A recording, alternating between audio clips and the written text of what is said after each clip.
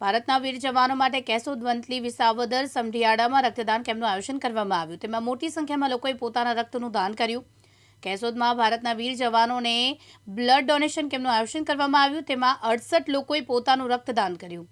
દેશવાસીઓના રક્ષણ માટે પોતાના પ્રાણોની ચિંતા કર્યા વગર લડી રહેલા સૈનિકો માટે એક યુદ્ધમાં ઘવાયેલા નાગરિકોને લોહીની જરૂરિયાત ઊભી થાય તે માટે ગુજરાત ભાજપ પ્રદેશ અને જિલ્લા ભાજપની સૂચના પ્રમાણે ઠેર ઠેર બ્લડ ડોનેશન કેમ્પનું આયોજન જૂનાગઢ જિલ્લામાં કરવામાં આવ્યું.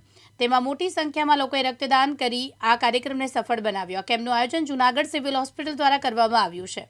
આજ રોજ આપણે ત્યાં દેશની પ્રવર્તમાન સ્થિતિને અનુલક્ષીને એક બ્લડ ડોનેશન કેમ્પનું આયોજન કરવામાં આવેલ છે, જેના અનુસંધાને GMERS મેડિકલ કોલેજ જૂનાગઢની બ્લડ કલેક્શન માટેની ટીમ આપણી વચ્ચે ઉપસ્થિત છે અને હાલમાં મોટી સંખ્યામાં લોકો બ્લડ ડોનેટ કરીને આ સેવા કાર્યમાં જોડાઈ રહ્યા છે. પ્રકાશ દવે સાથે યજ્ઞેશ ભટ્ટ, દિવ્યાંગ ન્યૂઝ, જૂનાગઢ.